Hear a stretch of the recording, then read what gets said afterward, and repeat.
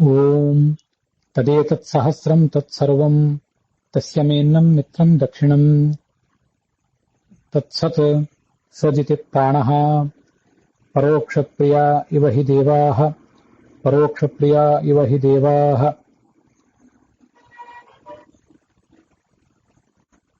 ಭಾರತಂ ಸರ್ವಶಾಸ್ತ್ರೇಷು ಭಾರತೆ ಗೀತಿಕಾವರ ವಿಷ್ಣೋ ಸಹಸ್ರನಾಮಾಪಿ ಜ್ಞೇಯಂ ಪಾಠ್ಯಂ ಚ ತದ್ವಯಂ. ಶ್ರೀ ಗುರುಭ್ಯೋ ನಮಃ. ಮಹಾಭಾರತದ ಅನುಶಾಸನ ಪರ್ವದ ಪ್ರವಚನ ಮಾಲೆಯಲ್ಲಿ ಇದು 226ನೇ ಭಾಗ. ಋಗ್ವೇದದ ಬೃಹತಿ ಸಹಸ್ರದ ಮತ್ತು ವಿಷ್ಣು ಸಹಸ್ರನಾಮಗಳ ಸಂಬಂಧದ ಕುರಿತಾಗಿ ಅದರ ಮಹತ್ವವನ್ನ ನಾವು ನೋಡ್ತಾ ಇದ್ದೀವಿ.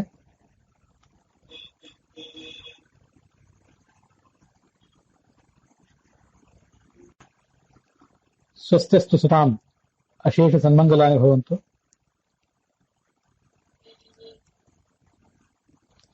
ಋಗ್ವೇದಸ್ಯ ಬೃಹತಿ ಸಹಸ್ರ ಮಂತ್ರಾಣಾಂ एवं विष्णु सहस्रनाम्नां यः कश्चन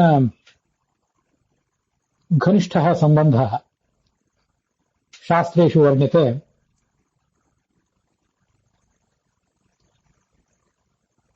तं शृण्वतां सर्वेषाम् अस्माकं अद्य नवरात्र महोत्सवस्य 6ठे दिवसे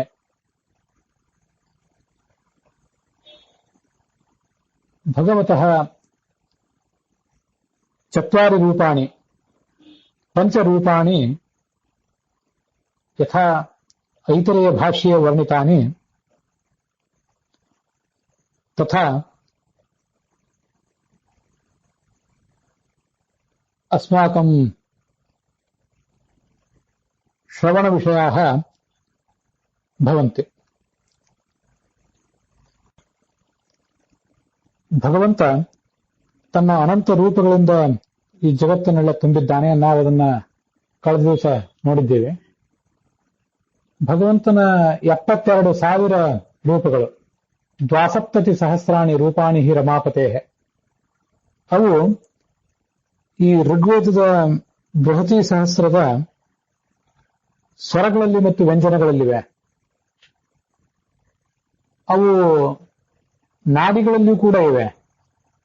ಮತ್ತು ನಮ್ಮ ಒಟ್ಟಾರೆ 100 ವರ್ಷದ ಆಯುಷ್ಯ ಏನಿದೆ ಅದರ 36,000 ದಿನಗಳು. ಆ 36,000 ದಿನಗಳೇ 36,000 ಹಗಲು ಮತ್ತು 36,000 ರಾತ್ರಿಗಳಾಗಿ ವಿಭಾಗ ಹೊಂದಿವೆ. ಅಲ್ಲಿಯೂ ಭಗವಂತನ ರೂಪಗಳಿವೆ. ಹೀಗೆ ಬೃಹತಿ ಸಹಸ್ರಕ್ಕೂ ನಮ್ಮ ಶರೀರದಲ್ಲಿರುವಂತಹ ನಾಡಿಗಳಿಗೂ ನಾವು ಬದುಕಬಹುದಾದಂತಹ 36,000 ಹಗಲುಗಳು ಮತ್ತೆ 36,000 ರಾತ್ರಿಗಳು, ಇವುಗಳೆಲ್ಲದಕ್ಕೂ ಕೂಡ ನೇರವಾದಂತಹ ಒಂದು ಸಂಬಂಧ ಇದೆ ಅಂತನ್ನೋದನ್ನ ನಾವು ಕಳೆದ ದಿವಸ ನೋಡಿದ್ವಿ. 72,000 ನಾಡ್ಯೋನ್ಯಾಸ್ತು ಪ್ರಧಾನತಃ ಬೃಹತಿ ಸಹಸ್ರ ಸ್ಪರ್ಶಾನಾಂ ರುಚಾಂ ವಾಚ್ಯೋತ್ರ ಕೇಶವ ಅಂತ ತಂತ್ರಸಾರದಲ್ಲಿ ಬಂದಂತೆ 72,000 ನಾಡಿಗಳಲ್ಲಿ ಭಗವಂತ ಇದ್ದಾನೆ. ಅವನು ಈ ಬೃಹತಿ ಸಹಸ್ರದ ಋಕ್ಕುಗಳಿಂದ ಪ್ರತಿಪಾದ್ಯನಾಗಿದ್ದಾನೆ ಅನ್ನೋದನ್ನು ನೋಡಿದೆವು. ನಾವು ಏನು ಪ್ರಾಣಾಯಾಮವನ್ನು ಮಾಡ್ತೇವೆ, ದಿನದ ಆನ್ಹಿಕ ಅಂಗವಾಗಿ ಮಾಡುವಂತಹ ಪ್ರಾಣಾಯಾಮ ಅಲ್ಲದೆ ಕಪಾಲಭಾತಿ ಮತ್ತು ಅನುಲೋಮ ವಿಲೋಮ ಪ್ರಾಣಾಯಾಮವನ್ನು ಮಾಡ್ತೇವೆ. ಅವೆಲ್ಲವನ್ನೂ ಕೂಡ ಮಂತ್ರ ಪುರಸ್ಸರವಾಗಿ ಮಾಡಬೇಕು ಅಂತ ನನ್ನ ಅಭಿಪ್ರಾಯವನ್ನು ಕಳೆದ ದಿವಸ ನಾನು ಹೇಳಿದೆ. ಅದರಲ್ಲಿ ವಿಶೇಷತಃ ಈ ಅನುಲೋಮ ವಿಲೋಮ ಪ್ರಾಣಾಯಾಮ ಅಥವಾ ನಾಡಿ ಶೋಧನ ಪ್ರಾಣಾಯಾಮ ಅನ್ನುವುದೇನಿದೆ, ಆ ಹೆಸರೇ ತಿಳಿಸುವಂತೆ ಆ ನಾಡಿ ಶೋಧನ ಪ್ರಾಣಾಯಾಮ ನಮ್ಮ ನಾಡಿಗಳನ್ನೆಲ್ಲ ಶುದ್ಧ ಮಾಡ್ತದೆ. ಮಂತ್ರರಹಿತವಾಗಿ ಆ ನಾಡಿ ಶೋಧನ ಪ್ರಾಣಾಯಾಮ ಅಥವಾ ಅನುಲೋಮ ವಿಲೋಮ ಪ್ರಾಣಾಯಾಮವನ್ನು ಮಾಡುವುದರ ಬದಲಾಗಿ ಮಂತ್ರ ಪುರಸ್ಸರವಾಗಿ, ವಿಶೇಷತಃ ಈ ಬೃಹತಿ ಸಹಸ್ರ, ಅದನ್ನು ನಮ್ಗೆಲ್ಲ ಹೇಳಲಿಕ್ಕೆ ಆಗೋದಿಲ್ಲ ಎಲ್ಲರಿಗೂ. ಆದರೆ ವಿಷ್ಣು ಸಹಸ್ರನಾಮದ ಜೊತೆಗಾದರೂ ಆ ನಾಡಿ ಶೋಧನ ಪ್ರಾಣಾಯಾಮವನ್ನು ಮಾಡಿದರೆ ಆ 15-20 ನಿಮಿಷಗಳ ಕಾಲ ದೇಹದ ಆರೋಗ್ಯಕ್ಕೂ ಪೂರಕವಾಯಿತು, ಮತ್ತೆ ನಮ್ಮ ಆಧ್ಯಾತ್ಮಿಕ ಆರೋಗ್ಯಕ್ಕೂ ಕೂಡ ಪೂರಕ ಆಯಿತು. ಹಾಗೆ ಆ ಸಮಯವನ್ನ ಸದುಪಯೋಗ ಪಡಿಸಿಕೊಳ್ಬೇಕು ಅಂತ ಕಳೆದ ದಿವಸ ನನ್ನ ಅಭಿಪ್ರಾಯವನ್ನು ನಾನು ಹೇಳಿದೆ. ಅದನ್ನ ತಾವೆಲ್ಲರೂ ಕೂಡ ಕೇಳಿದ್ದೀರಿ.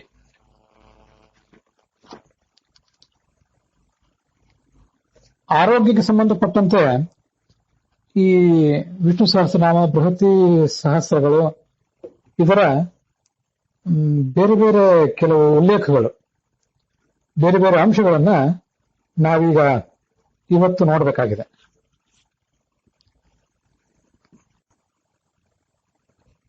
ಚರಕ ಸಂಹಿತಾದಲ್ಲಿ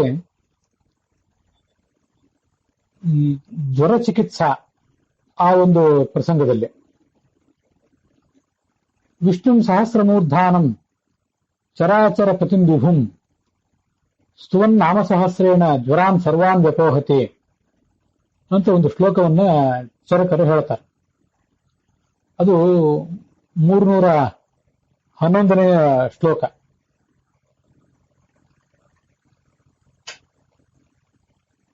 ಸಹಸ್ರಮೂರ್ಧ ಅಂದ್ರೆ 1000 ತಲೆಗಳುಳ್ಳ, 1000 ಶೀರ್ಷ, ಸಹಸ್ರ ಶೀರ್ಷನಾದ.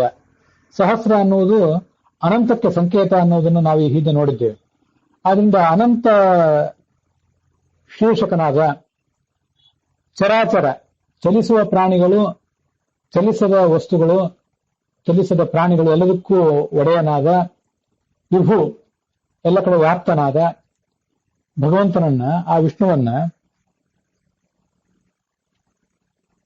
ನಾಮಸಹಸ್ರೇಣ ಸ್ತುವನ್, 1000 ನಾಮಗಳ ಮೂಲಕ ಸ್ತುತಿಸುವುದಕ್ಕೆ ನಮಗೆ ಸಾಧ್ಯವಾದರೆ, ನಾವು ಸ್ತುತಿಸಿದರೆ ಜ್ವರಾನ್ ಸರ್ವಾನ್ ವ್ಯಪೋಹತೆ, ಜ್ವರಾನ್ ಸರ್ವಾನ್ ಅಪೋಹತೆ, ಎಲ್ಲ ಜ್ವರಗಳನ್ನು ಮನುಷ್ಯ ಕಳ್ಕೋತಾನೆ. ನಾವು ಕೇವಲ ನಾಡಿ ಶೋಧನ ಪ್ರಾಣಾಯಾಮದ ಬಗ್ಗೆ ಮಾತ್ರ ಕಳೆದ ದಿವಸ ನೋಡಿದ್ವಿ. ಅದಷ್ಟೇ ಅಲ್ಲದೇನೆ ಯಾವುದೇ ರೀತಿಯಾದಂತಹ ರೋಗ ಇದ್ರೂ ಕೂಡ ಅವೆಲ್ಲ ರೋಗಗಳು ಪರಿಹಾರ ಕಾಣ್ತವೆ. ಅನೇಕ ಜನ ಈ ಕ್ಯಾನ್ಸರ್, ಅರ್ಬುದ ಮೊದಲಾದ ರೋಗಗಳಿದ್ದನ್ನ ವಿಷ್ಣು ಸಹಸ್ರನಾಮದ ಪಠಣದ ಮೂಲಕ ಪರಿಹಾರ ಮಾಡಿಕೊಂಡಿದ್ದಾರೆ. ಅನೇಕ ಜನರ ಅನುಭವಗಳನ್ನ ಬೇರೆ ಬೇರೆಯವರ ಮೂಲಕ ನಾನು ಕೂಡ ಕೇಳಿದ್ದೇನೆ. ಕೇವಲ ವಿಷ್ಣು ಸಹಸ್ರನಾಮವನ್ನ ಪಠಣ ಮಾಡಿ ಅದನ್ನು ಕಳ್ಕೋತಾರೆ ಕೆಲವರು. ಅದ್ರ ಜೊತೆಗೆ ನಾಡಿ ಶೋಧನ ಪ್ರಾಣಾಯಾಮವನ್ನು ಮಾಡುವುದಾದರೆ ನಾಡಿಗಳೆಲ್ಲ ಶುದ್ಧವಾಗಿ ಹೆಚ್ಚು ನಮಗೆ ಅದು ತಾರಕ ಆಗ್ತದೆ. ಮತ್ತೆ ಈಗ ಸದ್ಯ ನಮ್ಮ ಈ ವಿಶ್ವ, ನಮ್ಮ ಈ ಭೂಗೋಳ ಏನೊಂದು ರೋಗದಿಂದ, ಒಂದು ರೀತಿಯಾದಂತಹ ಜ್ವರದ ಹಾವಳಿಯಿಂದ ಪೀಡಿತ ಆಗಿದೆ. ಇಂಥ ವಿಶೇಷ ಸಂದರ್ಭಗಳಲ್ಲಿ ಪ್ರತಿಯೊಬ್ಬರೂ ಕೂಡ ವಿಷ್ಣು ಸಹಸ್ರನಾಮದ ಪಠಣವನ್ನ ಮಾಡಬೇಕು. ನಾವು ಓಡಾಡಿಕೊಂಡು ಬೇರೆ ಬೇರೆ ಕಾರ್ಯಗಳನ್ನು ಮಾಡ್ತಾ ವಿಷ್ಣು ಸಹಸ್ರನಾಮವನ್ನು ಮಾಡುವುದೊಂದು ವಿಧಾನ ಬೇರೆ. ಹಾಗೆ ಮಾಡಿದರೆ ನಮಗೆ ಪೂರ್ಣವಾದಂತಹ ಏಕಾಗ್ರತೆ ಬರಲಿಕ್ಕಿಲ್ಲ. ಅದಕ್ಕಾಗಿ ನಾನು ಕಳೆದ ದಿವಸ ಅದನ್ನು ಹೇಳಿದೆ. ಒಂದು ಸ್ಥಿರವಾದ ಜಾಗದಲ್ಲಿ ಕೂತ್ಕೊಳ್ಬೇಕು. ಆಸೀನಃ ಸಂಭವಾತ್ ಅಂತ ಬ್ರಹ್ಮಸೂತ್ರದಲ್ಲಿ ಹೇಳ್ತಾರೆ. ಒಂದು ನಿರ್ದಿಷ್ಟವಾದ ಜಾಗದಲ್ಲಿ ಕೂತ್ಕೊಂಡು ಧ್ಯಾನ ಮಾಡಿದರೆ ಆ ಧ್ಯಾನ ಅಂತನ್ನೋದು ಹೆಚ್ಚು ಫಲದಾಯಕ ಆಗ್ತದೆ. ಸಾಧಕನಾದವನು ಆ ಕಡೆ ಈ ಕಡೆ ಸಂಚಾರ ಮಾಡ್ತಾ ಧ್ಯಾನ ಮಾಡ್ಲಿಕ್ಕೆ ಹೋದ್ರೆ ಮನಸ್ಸು ಏಕಾಗ್ರವಾಗಿ ನಿಲ್ಲಕ್ಕೆ ಸಾಧ್ಯ ಆಗೋದಿಲ್ಲ. ಒಂದೇ ಕಡೆ ಕೂತ್ಕೊಂಡು ಮಾಡಿದ್ರೆ ವಿಶೇಷ ಆಗ್ತದೆ. ಹಾಗೆ ಕೂತ್ಕೊಂಡು ವಿಷ್ಣು ಸಹಸ್ರನಾಮವನ್ನ ಪಠಿಸಬೇಕು. ಎಲ್ಲ ರೋಗಗಳನ್ನು ಮನುಷ್ಯ ಹೀಗೆ ಕಳ್ಕೊತಾನೆ. ನನಗೆ ಆ ಚರಕ ಸಂಹಿತಾದ ಹಿಂದು ಮುಂದಿನ ಶ್ಲೋಕಗಳನ್ನು ಕೂಡ ನೋಡಬೇಕು ಅಂತ ಕಾಣಿಸಿತ್ತು. ಕೇವಲ ಇದೊಂದು ಶ್ಲೋಕ ಅಲ್ಲ, ಇದೊಂದು ಶ್ಲೋಕದ ಬಗ್ಗೆ ಅನೇಕ ಜನ ವಿದ್ವಾಂಸರು ಹೇಳೇ ಇದ್ದಾರೆ. ಅದಕ್ಕೆ ಸಂಬಂಧಪಟ್ಟಂತಹ ಕೆಲವು ಬೇರೆ ಶ್ಲೋಕಗಳನ್ನು ಕೂಡ ಹಿಂದು ಮುಂದಿನ ಶ್ಲೋಕವನ್ನು ನೋಡಬೇಕು ಅಂತ ಕಾಣಿಸ್ತು ನನಗೆ. ಏನಿದೆ ಆ ಭಾಗದಲ್ಲಿ ಅಂದ್ರೆ, ಸೋಮಂ ಸಾನುಚರಂ ದೇವಂ ಸಮಾತ್ರ ಗಣಮೀಶ್ವರಂ ಪೂಜಯನ್ ಪ್ರಯತ ಶೀಘ್ರಂ ಮುಚ್ಯತೆ ವಿಷಮಜ್ವರಾತ್ ಶಿವಂ ವಿಷ್ಣು ಸಹಸ್ರಮೂರ್ಧಾನಂ ಚರಾಚರಪತಿಂ ವಿಭುಂ ಸ್ತುವನ್ ನಾಮ ಸಹಸ್ರೇಣ ಜ್ವರಾನ್ ಸರ್ವಾನ್ ಅಪೋಹತೆ ಬ್ರಹ್ಮಾಣಂ ಅಶ್ವಿನೌ ಇಂದ್ರಂ ಹುತಭಕ್ಷಂ ಹಿಮಾಚಲಂ ಗಂಗಾಂ ಮರುದ್ಗಣಾಂ ಚೇಷ್ಟ್ಯಾ ಪೂಜಯನ್ ಜಯತಿ ಜ್ವರಾನ್ ಭಕ್ತ್ಯಾ ಮಾತುಃ ಪಿತುಶ್ಚೈವ ಗುರುಣಾಂ ಪೂಜನೇನ ಚ ಬ್ರಹ್ಮಚರ್ಯೇಣ ತಪಸಾ ಸತ್ಯೇನ ನಿಯಮೇನ ಚ ಜಪಹೋಮ ಪ್ರದಾನೇನ ವೇದಾನಾಂ ಶ್ರವಣೇನ ಚ ಜರಾದ್ ವಿಮುಚ್ಯತೆ ಶೀಘ್ರಂ ಸಾಧೂನಾಂ ದರ್ಶನೇನ ಚ ಜ್ವರೇ ರಸಸ್ಥೆ ವಮನಂ ಉಪವಾಸಂ ಚ ಕಾರಯೇತ್ ಸೇಕಪ್ರದೇಹವು ರಕ್ತಸ್ಥೆ ಅಂತ ಅದು ಅದರ ಔಷಧಗಳು, ಅದರ ಚಿಕಿತ್ಸೆಗಳ ಬಗ್ಗೆ ಮುಂದೆ ಹೇಳ್ತಾರೆ. ಆಯುರ್ವೇದದಲ್ಲಿಯೇ ಮಣಿ ಚಿಕಿತ್ಸಾ, ಮಂತ್ರ ಚಿಕಿತ್ಸಾ, ಔಷಧ ಚಿಕಿತ್ಸಾ ಮೊದಲಾದವುಗಳನ್ನ ವರ್ಣನೆ ಮಾಡ್ತಾರೆ. ಔಷಧಗಳನ್ನು ಸ್ವೀಕಾರ ಮಾಡಿ ರೋಗಗಳನ್ನು ಗುಣಪಡಿಸಿಕೊಳ್ಳುವುದು ಒಂದು ವಿಧಾನ, ಮಂತ್ರಗಳನ್ನು ಪಠಿಸಿ ರೋಗಗಳನ್ನು ಗುಣಪಡಿಸಿಕೊಳ್ಳುವುದು ಮತ್ತೊಂದು ಶ್ರೇಷ್ಠವಾದಂತಹ ವಿಧಾನ. ಈ ಚರಕ ಸಂಹಿತಾದ ಈ ಭಾಗದಲ್ಲಿ ಜ್ವರ ಚಿಕಿತ್ಸಾ ಸ್ಥಾನದಲ್ಲಿ, ಜ್ವರ ಚಿಕಿತ್ಸಾ ಭಾಗದಲ್ಲಿ ಇದೇ ಅಂಶನೇ ಕಾಣಿಸ್ತದೆ. ಸಮಾತೃಗಣಂ ಈಶ್ವರಂ, ಭಗವಂತನಾದ ಶಿವನನ್ನು ಧ್ಯಾನಿಸಬೇಕು. ಅವನು ಸೋಮ ಅಂದ್ರೆ ಚಂದ್ರನನ್ನ ತಲೆಯ ಮೇಲೆ ಧರಿಸಿದ್ದಾನೆ. ಸೋಮ ಅಂದ್ರೆ ಚಂದ್ರ, ಅವನನ್ನು ತಲೆಯ ಮೇಲೆ ಧರಿಸಿದ್ದಾನೆ, ಅದೊಂದು ವಿಷಯ. ಸ ಉಮಾ, ಉಮಾ ಅಂದ್ರೆ ಪಾರ್ವತಿ, ಪಾರ್ವತಿ ಜೊತೆಗೂಡಿದ್ದಾನೆ, ಅನುಚರರ ಜೊತೆಗೂಡಿದ್ದಾನೆ. ಮತ್ತೆ ಮಾತೃಗಣಗಳು ಬ್ರಾಹ್ಮಿ ಮಾಹೇಶ್ವರಿ ಚೈವ ವಾರಾಹಿ ಚಾಮುಂಡ ಅಂತ ಇತ್ಯಾದಿ ಏನು ಮಾತೃಗಣಗಳಿವೆ. ಬ್ರಾಹ್ಮಿ ಮಾಹೇಶ್ವರಿ ಚೈವ ಕೌಮಾರಿ ವೈಷ್ಣವಿ ತಥಾ ವಾರಾಹಿ ಚ ತಥೇಂದ್ರಾಣಿ ಚಾಮುಂಡ ಸಪ್ತಮಾತರಃ ಅಂತ 7 ಜನ ಮಾತೃಕಾ ದೇವತೆಗಳನ್ನ ವರ್ಣನೆ ಮಾಡ್ತಾರೆ. ಮಹಾಭಾರತದ ಉದ್ಯೋಗ ಪರ್ವದಲ್ಲಿಯೂ ಸ್ಕಂದನ ವರ್ಣನದ ಪ್ರಸಂಗದಲ್ಲಿ ಅನೇಕ ಮಾತೃದೇವತೆಗಳ ಬಗ್ಗೆ ಉಲ್ಲೇಖ ಬಂದಿದೆ. ಆ ಮಾತೃದೇವತೆಗಳ ಜೊತೆಗಿದ್ದಾನೆ ಈಶ್ವರ, ಪಾರ್ವತಿ ಜೊತೆಗಿದ್ದಾನೆ, ಅವನನ್ನ ಪೂಜಿಸಬೇಕು. ವಿಷಮಜ್ವರ, ವಿಷಮಜ್ವರ ಅಂದ್ರೆ ವಿಷಮ ಶೀತ ಜ್ವರ, ನಮಗೆ ಗೊತ್ತಿರುವಂತೆ ಈ ನ್ಯೂಮೋನಿಯಾ ಮೊದಲಾದ ಜ್ವರಗಳು. ಕರೋನಾ ಅನ್ನುವುದು ಕೂಡ ಈಗ ನಮ್ಮನ್ನೇನು ಈ ಜಗತ್ತನ್ನೆಲ್ಲ ಪೀಡಿಸ್ತಾ ಇದೆ, ಈ ಕರೋನಾ ಜ್ವರವೂ ಕೂಡ ನ್ಯೂಮೋನಿಯಾದ ಒಂದು ಪ್ರಭೇದ ಅಂತಾನೆ ತಜ್ಞರು ಹೇಳ್ತಾರೆ. ನಾನು ಹೇಳ್ತಿರೋ ಈ ವಿಷಯಗಳು ಸ್ವಲ್ಪ ಏನಾದ್ರೂ ಹೆಚ್ಚು ಕಡಿಮೆ ಇದ್ರೆ ಇದನ್ನು ಕೇಳ್ತಾ ಇರುವಂತಹ ಅಲೋಪತಿ ವೈದ್ಯರು, ಆಯುರ್ವೇದ ವೈದ್ಯರು ಅದನ್ನು ಗಮನಿಸಿ ನನಗೆ ಪೂರಕ ಮಾಹಿತಿಗಳನ್ನು ಕೊಡಬೇಕು. ಅದಲ್ಲದೆ ಈ ಒಂದು ಚಿಕಿತ್ಸಾ ಏನಿದೆಯಲ್ಲ, ಮಂತ್ರಗಳ ಮೂಲಕ ಚಿಕಿತ್ಸೆ ಕೊಡೋದು, ಇದನ್ನ ವೈದ್ಯರಾದವರು ತಮ್ಮ ರೋಗಿಗಳಿಗೆ ಹೆಚ್ಚು ವ್ಯಾಪಕವಾಗಿ ಬಳಸುವಂತೆ ಸಲಹೆ ಕೊಡಬೇಕು. ಸಾಮಾನ್ಯವಾಗಿ ನಾವು ಔಷಧ, ಶಸ್ತ್ರಚಿಕಿತ್ಸೆ ಇತ್ಯಾದಿಗಳನ್ನು ಮಾತ್ರ ಹೇಳ್ತಾ ಇರ್ತೇವೆ. ಆದರೆ ಎಲ್ಲ ವೈದ್ಯರಿಗೆ ಆಚಾರ್ಯನಾದಂತಹ ಚರಕ ಹೇಳಿದ ಮಾತಿದೆ, ಎಲ್ಲ ರೋಗಗಳಿಗೂ ಪರಿಹಾರಕ ಅಂದ್ರೆ ಭಗವಂತನ ನಾಮಸ್ಮರಣೆ ಅಂತ ಹೇಳಿ. ಅದರಂತೆ ಇಂಥ ಒಂದು ಭರವಸೆಯನ್ನು ರೋಗಿಗಳಲ್ಲಿ ವೈದ್ಯರಾದವರು ತುಂಬಬೇಕು. ಅದಕ್ಕಾಗಿ ವೈದ್ಯರಿಗೆ ಯಾವತ್ತೂ ಕೂಡ ಕೇವಲ ಶರೀರದ ಪರಿಚಯ, ಶರೀರದ ಕ್ರಿಯೆಗಳು, ಶರೀರದ ರಚನೆ, ರೋಗ ನಿದಾನ ಮತ್ತು ರೋಗ ಚಿಕಿತ್ಸಾ ಇತ್ಯಾದಿಗಳ ಪರಿಚಯ ಮಾತ್ರ ಇರುವುದಲ್ಲ, ಅವರಿಗೆ ಅಧ್ಯಾತ್ಮದ ಪರಿಚಯವೂ ಕೂಡ ಇರಬೇಕು ವೈದ್ಯರಿಗೆ. ಇದ್ದರೆ ಇಂಥ ಅನೇಕ ಸಮಸ್ಯೆಗಳನ್ನ ಅವರು ಪರಿಹರಿಸಲಿಕ್ಕೆ ಸಾಧ್ಯ ಆಗ್ತದೆ. ನಾಡಿ ಶೋಧನ ಪ್ರಾಣಾಯಾಮ ಮೊದಲಾದವುಗಳನ್ನು ಮಾಡಿರಿ, ಹೀಗೆ ಅನೇಕ ಮಂತ್ರಗಳನ್ನು ಪಠಿಸಿರಿ ಅಂತೆಲ್ಲ ಅವರು ಸಂಬಂಧಪಟ್ಟ ರೋಗಿಗಳಿಗೆ, ತಮ್ಮ ಹತ್ರ ಬಂದಿರುವಂತಹ ರೋಗಿಗಳಿಗೆ ಹೇಳುವುದನ್ನ ಒಂದು ರೂಢಿ ಮಾಡ್ಕೋಬೇಕು. ಅದರಲ್ಲಿ ಆಯುರ್ವೇದ ವೈದ್ಯರಿಗೆ ಈ ಜವಾಬ್ದಾರಿ ಬಹಳ ದೊಡ್ಡದಿರ್ತದೆ. ಅಲೋಪತಿ ವೈದ್ಯರಲ್ಲಿ ಅವರ ಪಠ್ಯಕ್ರಮದಲ್ಲಿ ಅಧ್ಯಾತ್ಮವನ್ನು ಬೋಧಿಸುವಂತಹ ವ್ಯವಸ್ಥೆ ಸಾಮಾನ್ಯವಾಗಿ ಇರೋದಿಲ್ಲ. ಆದ್ರೆ ಅವರು ಕೂಡ ಇಂಥದ್ದೊಂದು ಜವಾಬ್ದಾರಿಯನ್ನ ತಗೊಂಡ್ರೆ ಅದರಿಂದ ನಮ್ಮ ದೇಶದ ಪರಂಪರೆ ಹೆಚ್ಚು ಸ್ಥಿರವಾಗಿ ಉಳಿತದೆ. ಅದಕ್ಕಾಗಿ ಇದೊಂದು ವಿನಂತಿ ಎಲ್ಲರ ಹತ್ರ. ಶಿವನ ಸ್ತೋತ್ರ ಮಾಡಬೇಕು ಅಂತ ಬಂತಲ್ಲ, ನಮಗೆ ಇದು ಗೊತ್ತಿದೆ. ಶಿವ ಶರೀರದ ಅಭಿಮಾನಿ ಮತ್ತೆ ಮನಸ್ಸಿನ ಅಭಿಮಾನಿ ಕೂಡ. ಐತರೇಯ ಉಪನಿಷತ್ನಲ್ಲೇ ಶರೀರ ಪುರುಷ ಶಿವ ಅಂತ ವರ್ಣನೆ ಮಾಡಿದ್ದಾರೆ. ಅವನು ಮನೋಭಿಮಾನಿಯೂ ಕೂಡ ಹೌದು.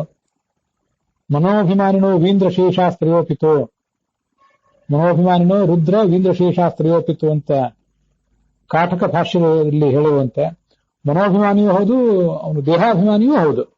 ಹೀಗೆ ನಮ್ಮ ದೇಹ ಮತ್ತು ನಮ್ಮ ಮನಸ್ಸು ಎರಡರ ಮೇಲೆ ನಿಯಂತ್ರಣ ಇದೆ ಭಗವಂತನಾದ ಶಿವನಿಗೆ.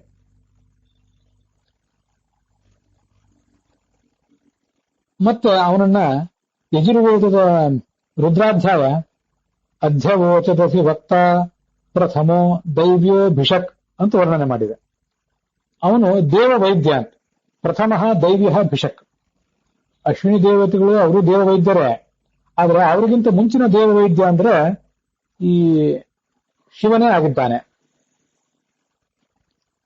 ನಿರ್ವಾಣಂ ಭೇಷಜಂ ಭಿಷಕ್ ಅಂತ ವಿಷ್ಣು ಸಹಸ್ರನಾಮವೂ ಕೂಡ ಮುಂದೆ ಅವನ ಬಗ್ಗೆ ಅವನು ಭಿಷಕ್ ವೈದ್ಯನಾಗಿದ್ದಾನೆ, ಅವನು ಔಷಧವೂ ಆಗಿದ್ದಾನೆ. ನಮಗೆ ನಮ್ಮ ಸುತ್ತಮುತ್ತಲು ಕಾಣುವಂತಹ ವೈದ್ಯರು ಔಷಧವೂ ಅವರೇ, ವೈದ್ಯರು ಅವರೇ ಆಗಿರೋದಿಲ್ಲ. ಅವ್ರನ್ನ ಬೇರೆ ಔಷಧ ಕೊಡ್ತಾರಷ್ಟೆ. ಆದ್ರೆ ಭಗವಂತ ತಾನೇ ವೈದ್ಯನೂ ಆಗಿದ್ದಾನೆ, ತಾನೇ ಔಷಧವೂ ಆಗಿದ್ದಾನೆ. ಅವನ ಬಗ್ಗೆ ಹಾಗೆ ವರ್ಣನೆ ಕೇಳಿ ಬರ್ತದೆ. ಔಷಧಂ ಜಗತಸ್ಸೇತು ಅಂತ ಮತ್ತೊಂದು ಕಡೆ ಔಷಧ ಅಂತ ಅವನನ್ನು ವರ್ಣನೆ ಮಾಡಿದ್ದಾರೆ, ಭೇಷಜಂ ಅಂತ ವರ್ಣನೆ ಮಾಡಿದ್ದಾರೆ. ಔಷಧ ಅಂದ್ರೂ ಭೇಷಜ ಅಂದ್ರೂ ಒಂದೇ. ಭಿಷಕ್ ಅಂದ್ರೆ ವೈದ್ಯ. ರುದ್ರ ಮನೋಭಿಮಾನಿಯಾದಂತಹ ದೇಹದ ಅಭಿಮಾನಿಯೂ ಆದಂತಹ ರುದ್ರ, ಪಾರ್ವತಿ ಸಮೇತನಾದ ರುದ್ರನನ್ನು ನಾವು ಧ್ಯಾನಿಸುವುದಾದ್ರೆ ಈ ಎಲ್ಲ ರೋಗಗಳನ್ನು ಕೂಡ ಪರಿಹರಿಸಿಕೊಳ್ಳಲಿಕ್ಕೆ ಸಾಧ್ಯ ಆಗ್ತದೆ. ಮತ್ತೆ ತರ್ಕ ಸಂಹಿತಾದಲ್ಲಿ ಏನು ಬಂದಿದೆ? ಬ್ರಹ್ಮಾಣಂ, ಚತುರ್ಮುಖ ಬ್ರಹ್ಮನನ್ನ ಆರಾಧಿಸಬೇಕು. ಅದರ ಸಂಗಡ ನಾವು ತಿಳ್ಕೊಳ್ಬಹುದಾದದ್ದು ಮುಖ್ಯ ಪ್ರಾಣನನ್ನು ಕೂಡ ಆರಾಧಿಸಬೇಕು. ಅಶ್ವಿನವು, ಅಶ್ವಿನಿ ದೇವತೆಗಳನ್ನು, ಅವರು ದೇವ ವೈದ್ಯರೇ ಹೌದು. ಇಂದ್ರನು ಕೂಡ ಅನೇಕ ಪ್ರಸಂಗಗಳಲ್ಲಿ ಅನೇಕ ರೋಗಗಳನ್ನು ಗುಣಪಡಿಸಿದ್ದನ್ನ ಋಗ್ವೇದ ಇತ್ಯಾದಿಗಳಲ್ಲಿ ನಾವು ನೋಡ್ತೇವೆ. ಅವನು ನಮ್ಮ ಸ್ಥೂಲ ಮನಸ್ಸಿನ ಅಭಿಮಾನಿಯಾಗಿದ್ದಾನೆ. ಸೂಕ್ಷ್ಮ ಮನಸ್ಸಿನ ಅಭಿಮಾನಿಗಳು ಗರುಡಶೇಷ ರುದ್ರರಾಗಿದ್ದರೆ ಸ್ಥೂಲ ಮನಸ್ಸಿನ ಅಭಿಮಾನಿ ಇಂದ್ರನಾಗಿದ್ದಾನೆ. ಅವನು ಕೈಗೆ ಕೂಡ ಅಭಿಮಾನಿಯಾಗಿದ್ದಾನೆ. ಹುತಭಕ್ಷ ಅಂದ್ರೆ ಅಗ್ನಿ, ಹಿಮಾಚಲಂ, ಹಿಮಾಚಲ ಅಂದ್ರೆ ಪರ್ವತ, ಹಿಮಾಲಯದ ದೇವತ. ಪರ್ವತದ ಅಂತರ್ಯಾಮಿಯಾದ ಭಗವಂತನನ್ನು ಆರಾಧಿಸಬೇಕು. ಗಂಗೆಯನ್ನ, ಮರುದ್ಗಣಗಳನ್ನು, 49 ಜನ ಮರುತುಗಳನ್ನ ಇಷ್ಟ್ಯ ಯಜ್ಞದ ಮೂಲಕ ಆರಾಧನೆ ಮಾಡಿದರೆ ಪೂಜೆಯನ್ ಜಯತಿ ಜ್ವರಾನ್. ನೋಡಿ, ಕೆಲವು ವಿಶಿಷ್ಟವಾದ ಸಂಗತಿಗಳು ಇವತ್ತು ನಾವು ನೋಡುವ ಯಾವ ಯಜ್ಞದಲ್ಲೂ ಕೂಡ ಹಿಮಾಲಯದ ಯಜ್ಞ, ಹಿಮಾಲಯಕ್ಕೊಂದು ಆಹುತಿ ಇತ್ಯಾದಿ ಎಲ್ಲೂ ಕಂಡು ಬರೋದಿಲ್ಲ.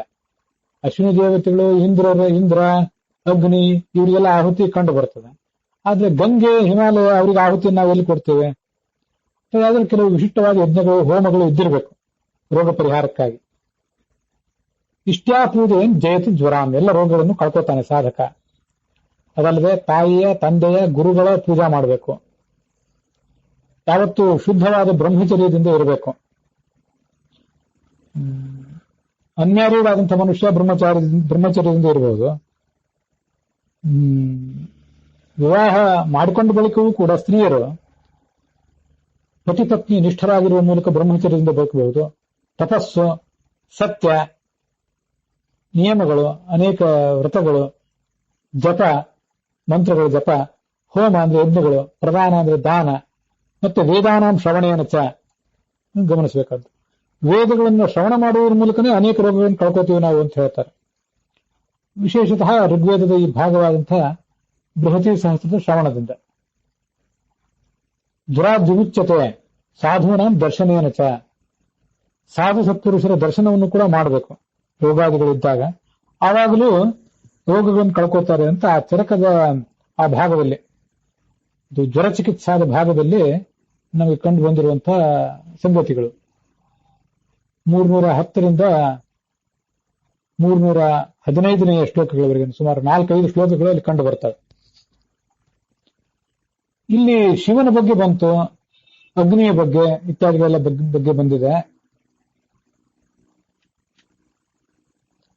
ನಾವು ನಿತ್ಯ ಗೃಹಸ್ಥನಾದವನು ಅಗ್ನಿಹೋತ್ರ, ಉಪಾಸನೆ ಇತ್ಯಾದಿಗಳನ್ನ ಏನು ಮಾಡ್ತಾನೆ, ಹಾಗೆ ಬ್ರಹ್ಮಚಾರಿಯೂ ಕೂಡ ಏನು ಅಗ್ನಿ ಕಾರ್ಯ ಇತ್ಯಾದಿಗಳನ್ನು ಮಾಡ್ತಾನೆ. ಆಯುಷ್ಯಂ ತೇಜ ಆರೋಗ್ಯಂ ದೇಹಿಮೇ ಹವ್ಯವಾಹನ ಅಂತ ಕೇಳ್ತೇವೆ. ಹವ್ಯವಾಹನನೇ ಅಗ್ನಿಯೇ, ಪ್ರಜ್ಞಾ ಬುದ್ಧಿ ಇದೆಲ್ಲವನ್ನು ಕೊಡು, ಆಯುಷ್ಯವನ್ನು ಕೊಡು, ಆರೋಗ್ಯವನ್ನು ಕೊಡು ನನಗೆ ಅಂತ ಅಗ್ನಿಯನ್ನು ಕೇಳ್ತೇವೆ. ಗಂಗೆಯ ನೀರನ್ನ ಪಾನ ಮಾಡಿದ್ರಿಂದ ಎಷ್ಟೋ ರೋಗಗಳು ಪರಿಹಾರ ಆಗ್ತವೆ. ಅನೇಕ ರೋಗಗಳಿಗೆ ಪರಿಹಾರಕವಾಗಿ ಬಳಸ್ತಾ ಇದ್ರು ಹಿಂದಿನವರು, ಅದು ನಮ್ಗೆ ಗೊತ್ತಿದೆ. ಇನ್ನೊಂದು 2 ಪಾತ್ರಗಳು ನಾವು ಗಮನಿಸಬೇಕಾದದ್ದು. ಈಗ ಶಿವನ ಬಗ್ಗೆ ಬಂತು.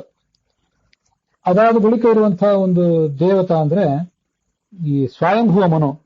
ಶಿವ ಭಗವಂತ ವಿಷ್ಣುವಿನ ಬಳಿಕ 8ನೇ ಸ್ಥಾನದಲ್ಲಿದ್ದಾನೆ. 5ನೇ ಸ್ಥಾನದಲ್ಲಿ ಶಿವ ಇದ್ದಾನೆ.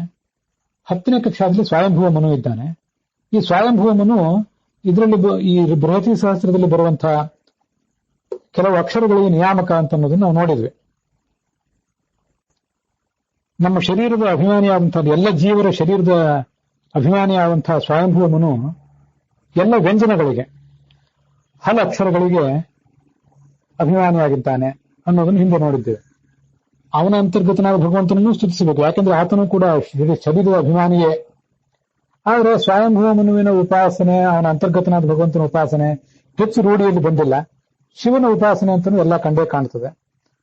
ನಮಗೆ ಅಲ್ಲಿ ಕಾಣಿಸುವಂತ ಮತ್ತೆರಡು ದೇವತೆಗಳು ಸ್ವಯಂಭುವ ಮನುವಿನ ಬಳಿಕ ಸೂರ್ಯ ಮತ್ತು ಚಂದ್ರ, ಅವರಿಬ್ಬರು 12ನೇ ಕಕ್ಷಾದಲ್ಲಿದ್ದಾರೆ. ಚಂದ್ರನ ಅಂತರ್ಗತನಾದಂತಹ ಭಗವಂತನನ್ನ, ಹಾಗೆ ಸೂರ್ಯನ ಅಂತರ್ಗತನಾದಂತಹ ಭಗವಂತನನ್ನ ನಾವು ಉಪಾಸಿಸಬೇಕು. ಚಂದ್ರನ ಕಿರಣಗಳಲ್ಲಿ ಮತ್ತು ಸೂರ್ಯನ ಕಿರಣಗಳಲ್ಲಿ ಭಗವಂತನ ಉಪಾಸನೆಯನ್ನು ಮಾಡಬೇಕು ಅಂತ ಉಪನಿಷತ್ತುಗಳೆಲ್ಲ ಪ್ರತಿಪಾದನೆ ಮಾಡ್ತೇವೆ. ಅನೇಕ ಬಾರಿ ಹಿಂದೆ ಅದನ್ನು ನೋಡಿದ್ದೇವೆ. ಚಂದ್ರನ ರೋಗ ಹರತ್ವದ ಬಗ್ಗೆ ಒಂದು ಉಲ್ಲೇಖ ಭಾಗವತ ತಾತ್ಪರ್ಯದಲ್ಲಿ ಬರ್ತದೆ. ಮಾನವ ಬದರ ಸಿಂಧು ಶಶಿನಸ್ತು ತ್ರಿನಾಮಕಂ ಯೋವೇದ ಮುಚ್ಚತೆಯ ರೋಗೈ ವಿಷ್ಣು ನಾಮನೇವ ಸಂಸ್ಕೃತೇ ಅಂತ. ಭಗವಂತನ ನಾಮಗಳನ್ನು ಪಠನೆ ಮಾಡಿದ್ರಿಂದ ಸಂಸಾರದಿಂದಲೇ ಬಿಡುಗಡೆಯನ್ನು ಹೇಗೆ ಸಾಧಕ ಕಾಣ್ತಾನೋ, ಸಂಸಾರದಿಂದ ಮುಕ್ತಿಯನ್ನು ಕಾಣ್ತಾನೋ, ಹಾಗೆ ಚಂದ್ರನ 3 ಹೆಸರುಗಳನ್ನ ಮಾನವ, ಬದರ, ಸಿಂಧು ಅಂತ ಈ 3 ಹೆಸರುಗಳನ್ನ ಯಾರು ತಿಳ್ಕೊಳ್ತಾನೆ ಅವನು ಎಲ್ಲ ರೀತಿಯಾದಂತಹ ರೋಗಗಳಿಂದಲೂ ಮುಕ್ತನಾಗ್ತಾನೆ ಅಂತ ಭಾಗವತ ತಾತ್ಪರ್ಯ ವರ್ಣನೆ ಮಾಡ್ತದೆ. ಚಂದ್ರ, ಹಿಮಾಂಶು ಇತ್ಯಾದಿ ಶಬ್ದಗಳು ನಮಗೆಲ್ಲ ಹೆಚ್ಚು ಪರಿಚಯ.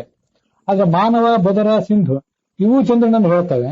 ಅವು ಹೆಚ್ಚು ನಮಗೆ ಬಳಕೆಯಲ್ಲಿ ಇಲ್ಲ ಈಗ.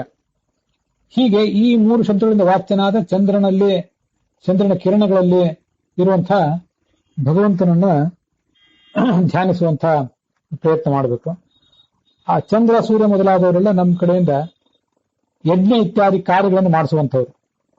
ಯಜ್ಞಾದಿ ಸಾಧನೆ ಎತ್ತು ಮನಶ್ಚಂದ್ರಂ ಪ್ರವರ್ತತೆ, ಮನಶ್ಚಂದ್ರ ಅಂತ ಹೇಳಿ ಯಜ್ಞ ಇತ್ಯಾದಿಗಳನ್ನು ಮಾಡ್ಲಿಕ್ಕೆ ಬೇಕಾದ ಮನಸ್ಸು ನಮಗೆ ಬರುವುದು, ಮಾನಸಿಕ ಪ್ರವೃತ್ತಿ ನಮಗೆ ಬರುವುದು ಚಂದ್ರನಿಂದ ಅಂತ ವರ್ಣನೆ ಮಾಡ್ತಾರೆ.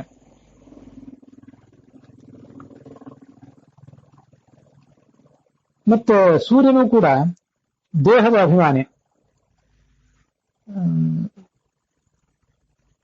ಸರ್ವದೇಹಾಭಿಮಾನಿತು ದೇಹಿನಾಂ ಹಿ ದಿವಾಕರ ಅಂತೇಳಿ ಭಾಗವತ ತಾತ್ಪರ್ಯದಲ್ಲಿ ಸೂರ್ಯನನ್ನ ನಮ್ಮೆಲ್ಲರ ದೇಹದ ಅಧಿಪತಿ ಅಂತ ವರ್ಣನೆ ಮಾಡಿದ್ದಾರೆ. ಆದ್ರಿಂದ ಸೂರ್ಯ ಕಿರಣಗಳಲ್ಲೂ ಕೂಡ ಭಗವಂತನನ್ನ ಕಾಣಬೇಕು. ಕೆಲವು ನಿರ್ದಿಷ್ಟ ಹೊತ್ತುಗಳಲ್ಲಿ ಸೂರ್ಯನ ಕಿರಣಗಳಿಗೆ ಮತ್ತು ಚಂದ್ರನ ಕಿರಣಗಳಿಗೆ ನಮ್ಮ ಶರೀರವನ್ನು ನಾವು ಎಕ್ಸ್ಪೋಸ್ ಮಾಡಿಕೊಳ್ಬೇಕು. ಆ ಮೂಲಕ ಮನುಷ್ಯನ ಆರೋಗ್ಯ ಸಿದ್ಧವಾಗ್ತದೆ. ಚಂದ್ರನ ಮಂಡಲದಲ್ಲಿಯೇ ಇರುವಂತಹ ಧನ್ವಂತರಿಯ ಆರಾಧನೆಯನ್ನು ಮಾಡುವುದನ್ನು ಶಾಸ್ತ್ರಗಳು ವಿಧಾನ ಮಾಡಿವೆ. ಧನ್ವಂತರಿಯ ವರ್ಣನೆ ಇರುವಂತಹ ಶ್ಲೋಕವೇ ಹೀಗಿದೆ, ನಮ್ಗದು ಗೊತ್ತಿದೆ. ಶೀತಾಂಶು ಮಂಡಲಗತಂ ಸ್ಪರದಾತ್ಮ ಸಂಸ್ಥಂ ಅಂತ. ಚಂದ್ರೌಹ ಕಾಂತಿ ಅಮೃತೋರು ಕರಿಯಜ್ಜಗಂತಿ ಸಂಜೀವಯಂತಂ. ತನ್ನ ಅಮೃತದಂತಹ ಕಿರಣಗಳಿಂದ ಆ ಇಡೀ ಜಗತ್ತನ್ನ ಆತ ರೋಗರಹಿತವಾಗಿ ಮಾಡ್ತಾ ಇದ್ದಾನೆ ಈ ಧನ್ವಂತರಿ. ಮತ್ತೆ ಶೀತಾಂಶು ಮಂಡಲಗತಂ, ಚಂದ್ರ ಮಂಡಲದಲ್ಲೇ ಇದ್ದಾನೆ.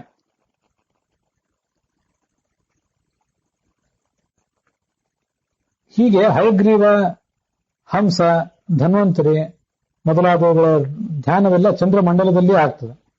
ಗಾಯತ್ರಿ ಮೊದಲಾದ ರೂಪಗಳ ಧ್ಯಾನ ಸೂರ್ಯ ಮಂಡಲದಲ್ಲಿ ಶಾಸ್ತ್ರದಲ್ಲಿ ವಿಹಿತ ಆಗಿದೆ. ನಾವು ಅದನ್ನೆಲ್ಲ ಈ ಹಿಂದೆ ನೋಡಿದ್ದೇವೆ. ಈ ರೀತಿಯಾಗಿ ಅದನ್ನು ಬಳಸ್ಕೊಳ್ಬೇಕು. ಸೂರ್ಯನ ಅಂತರ್ಯಾಮಿಯಾದ ನಾರಾಯಣ, ಚಂದ್ರನ ಅಂತರ್ಯಾಮಿಯಾದ ನಾರಾಯಣ, ಅಗ್ನಿಯಲ್ಲಿ ಅಂತರ್ಯಾಮಿಯಾದ ನಾರಾಯಣ, ಶಿವನಲ್ಲಿ ಅಂತರ್ಯಾಮಿಯಾದಂಥ ನಾರಾಯಣ. ಶಿವನನ್ನಂತೂ ಅನೇಕ ಕಡೆ ವೈದ್ಯನಾಥ ಅಂತ ವರ್ಣನೆ ಮಾಡ್ತಾರೆ. ವೈದ್ಯನಾಥ ಅನ್ನುವ ದೇವಾಲಯಗಳೇ ಕೆಲವು ಕಡೆ ಭಾರತದಲ್ಲಿ ಕಾಣುತ್ತವೆ. ದೊಡ್ಡ ವೈದ್ಯ ಶಿವ. ಈಗ ನಾವು ನೋಡಿದ ಸಂಗತಿಗಳ ಜೊತೆಗೆ ಚತುರ್ಮೂರ್ತಿಯ ಉಪಾಸನೆಯಿಂದಲೂ ಕೂಡ ಭಗವಂತನ 4 ರೂಪಗಳ ಉಪಾಸನೆಯಿಂದ ರೋಗಗಳು ಪರಿಹಾರ ಆಗುವುದನ್ನ ಹರಿವಂಶದಲ್ಲಿ ಹೇಳಿದ್ದಾರೆ. ನಾವು ಅದನ್ನು ಕೂಡ ನೋಡೋಣ. ಇಲ್ಲಿ ಹಿಂದೆ ಬೃಹತಿ ಸಹಸ್ರ ಉಪಾಸನೆಯಿಂದ ಬ್ರಹ್ಮ ಪ್ರಾಪ್ತಿ ಅನ್ನೋದನ್ನು ವರ್ಣನೆ ಮಾಡುವಾಗ ಪ್ರಜ್ಞಾಮಯ, ದೇವತಾಮಯ, ಬ್ರಹ್ಮಮಯ, ಅಮೃತಮಯ ಅಂತ 4 ಶಬ್ದಗಳನ್ನ ಪ್ರಯೋಗ ಮಾಡಿದ್ದಾರೆ. ಈ ಪ್ರಜ್ಞಾಮಯ ಮೊದಲಾದ ಹೆಸರುಗಳು ಯಾರನ್ನು ಹೇಳ್ತವೆ ಅಂತ ಅನ್ನೋದನ್ನ ಈಗ ನಾವು ನೋಡಬೇಕಾಗಿದೆ. ಅನಿರುದ್ಧಾದಿ ಚತುರ್ಮೂರ್ತಿ ನಾಮಪಿ ಪರಸ್ಪರ ಸಾಮ್ಯೇನ ಸರ್ವಜೀವೇಭ್ಯ ಆಧಿಕ್ಯಂ ಉಕ್ತಮಿತಿ ದರ್ಶಯಿತು. ಅಂತರ್ಯಾಮಿ ಸ್ವರೂಪೇಣ ಜ್ಞಾಪಯನ್ ಅನಿರುದ್ಧಕಃ ಪ್ರಜ್ಞೇತ್ಯುಕ್ತೋ ದ್ಯೋತನಾಚ್ಚ ಪ್ರದ್ಯುಮ್ನೋ ದೇವತೋದಿತಃ. ಈಗ ಇದನ್ನು ನಾವು ನೋಡಬೇಕಾಗುತ್ತೆ. ವೇದಗಳಲ್ಲಿ ಭಗವಂತನನ್ನು ವರ್ಣಿಸುವಂತಹ 4 ಶಬ್ದಗಳು ಎಲ್ಲಿಯಾದರೂ ಬಂದರೆ ಅವು ಸಾಮಾನ್ಯವಾಗಿ ಪ್ರದ್ಯುಮ್ನ, ಅನಿರುದ್ಧ, ಸಂಕರ್ಷಣ, ವಾಸುದೇವ ಅನ್ನುವ 4 ರೂಪಗಳನ್ನು ಹೇಳ್ತವೆ. 5 ವಿಶೇಷಣಗಳು ಎಜೆಕ್ಟಿವ್ಸ್ ಎಲ್ಲಾರು ಬಂದ್ರೆ ಪ್ರದ್ಯುಮ್ನ, ಅನಿರುದ್ಧ, ಸಂಕರ್ಷಣ, ವಾಸುದೇವ, ನಾರಾಯಣ ಅನ್ನುವ ಭಗವಂತನ 5 ರೂಪಗಳನ್ನು ಹೇಳ್ತಿರ್ತವೆ.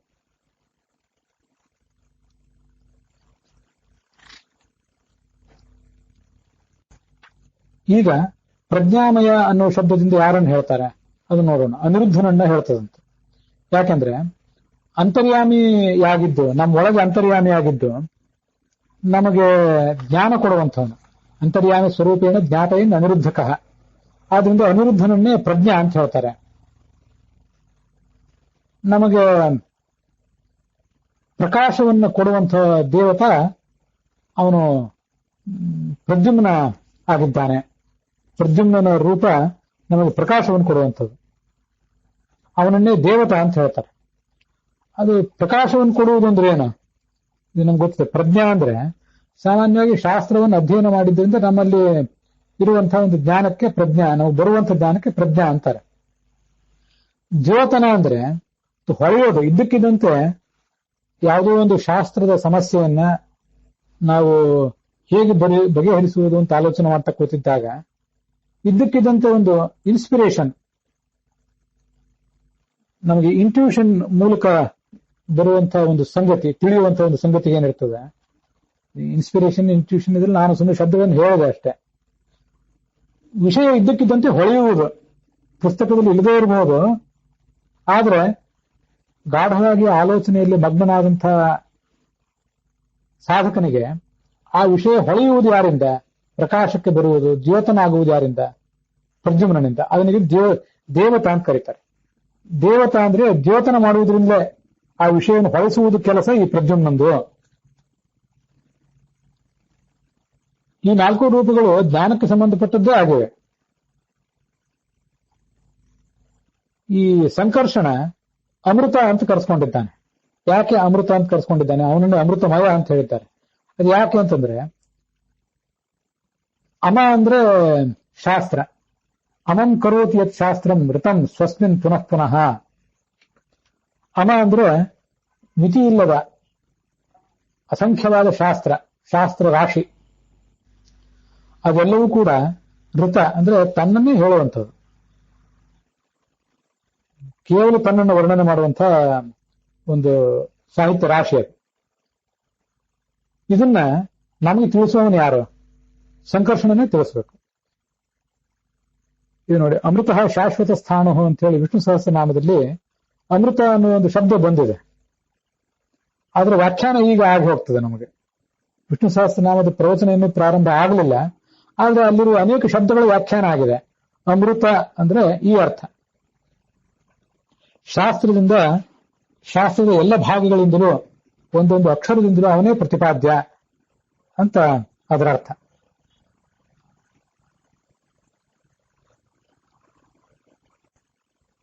ಭಗವಂತನನ್ನ ಅಮೃತ ಅಂತ ಹೇಳಲಿಕ್ಕೆ ಬೇರೆ ಉಲ್ಲೇಖಗಳನ್ನ ಸರ್ವಮೂಲದಲ್ಲಿ ಆಚಾರ ಮಾಡಿದ್ದಾರೆ, ಇಲ್ಲ ಅಂತಲ್ಲ.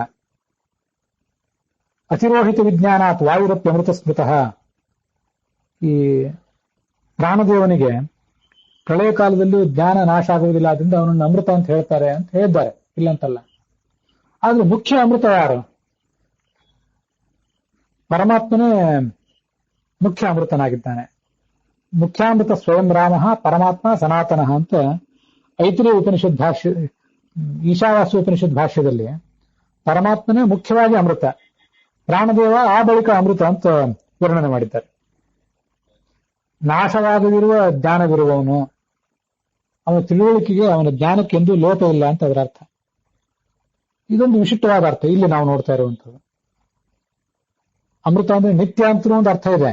ವೇದಗಳನ್ನು ಅಮೃತ ಅಂತ ಹೇಳ್ತಾರೆ. ನಿತ್ಯತ್ವಾದ ಅಮೃತಾಸ್ಥಿತಾಹ ಅಂತ ಹೇಳಿ ಅದನ್ನು ಹಿಂದೆ ಚಾಂದ್ರೋಗ್ಯ ಉಪನಿಷತ್ ಭಾಷ್ಯದಲ್ಲಿ ನಾವು ನೋಡಿದ್ದೇವೆ. ಇದೊಂದು ವಿಶಿಷ್ಟವಾದ ಅರ್ಥ. ಶಾಸ್ತ್ರವೆಲ್ಲವೂ ತನ್ನನ್ನೇ ವರ್ಣನೆ ಮಾಡ್ತದೆ ಅಂತ ಹೇಳುವುದರಿಂದ ಆತ ಅಮೃತ.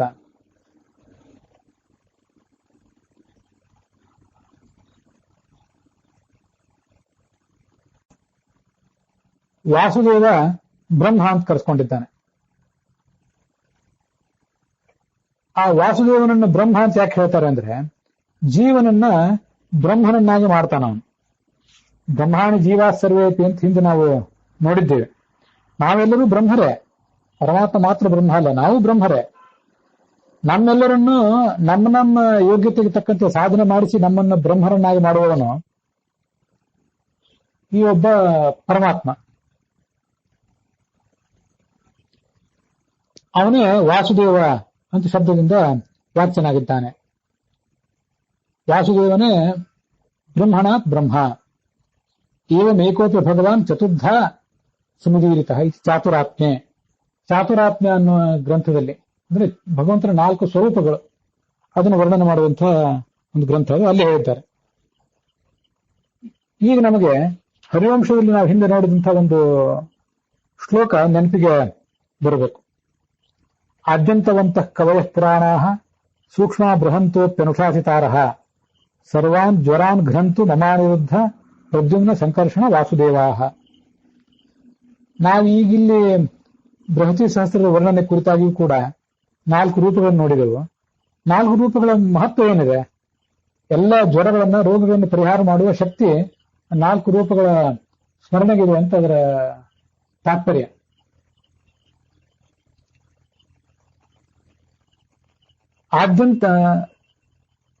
ಆದ್ಯಂತವಂತಹ ಈ ಜಗತ್ತಿನ ಸೃಷ್ಟಿ ಪಾಲನೆ ಇತ್ಯಾದಿಗಳನ್ನು ಮಾಡುವಂಥವು. ಕವಯಃ ಎಲ್ಲರೂ ಸರ್ವಜ್ಞರಾದಂಥವರು. ಪುರಾಣಾಹ ಅನಾದಿಗಳಾದಂಥವರು. ಸೂಕ್ಷ್ಮಾಹ ಅಣುವಿಗಿಂತ ಅಣು, ಮಹತ್ಗಿಂತ ಮಹತ್. ಸೂಕ್ಷ್ಮ ಬೃಹಂತೋಪ್ಯನುಶಾಸಿತಾರಃ ನಮಗೆ ಜ್ಞಾನವನ್ನು ಕೊಡುವಂಥವರು. ಇಲ್ಲಿ ಕೂಡ ಈಗ ಐತರೇಯ ಉಪನಿಷತ್ತಿನ ಭಾಷ್ಯದಲ್ಲಿ ಕೂಡ ಆ ಭಗವಂತನೇ ನಮಗೆ 4 ರೂಪಗಳು ನಮಗೆ ಜ್ಞಾನ ಕೊಡ್ತಾವೆ ಅಂತ ಬಂತು.